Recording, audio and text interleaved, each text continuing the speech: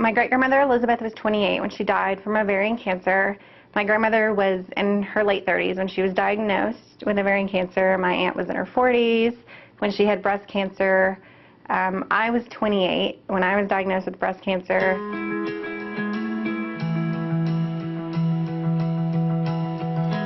I had just had a baby and I was breastfeeding. I found a lump in my right breast. Around the same time that I found the lump, my family was talking about the genetic testing, BRCA to test for the BRCA mutations.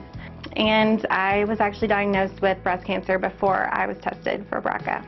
So my treatment was very much centered around having the BRCA1 mutation. Ended up having my mastectomy on my right side and prophylactic mastectomy on the left. I think going forward with the BRCA1 mutation, it has made me realize that I need to make important decisions about having my ovaries removed soon, and also for the sake of my children, so they will know their risk when they're older. So I think in my family we always assumed that it must be somehow genetic. So my grandmother wanted to be tested. She wanted to know for sure for the sake of her daughters and grandchildren and for everybody to know their risk.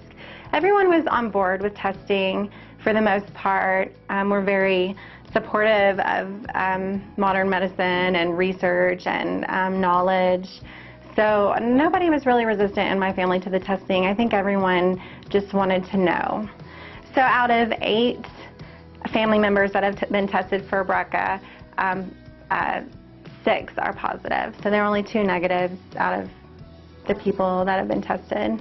I think it was probably a sense of relief because cancer's always been a part of our family, so we watched my grandmother battle cancer several times in her life, and she was very sick. And so I think they were probably mostly relieved. Well, I think it's really important for people to understand that a positive BRCA result is not a cancer diagnosis. People that are on the fence, they don't want to know, it's like the fear of knowing.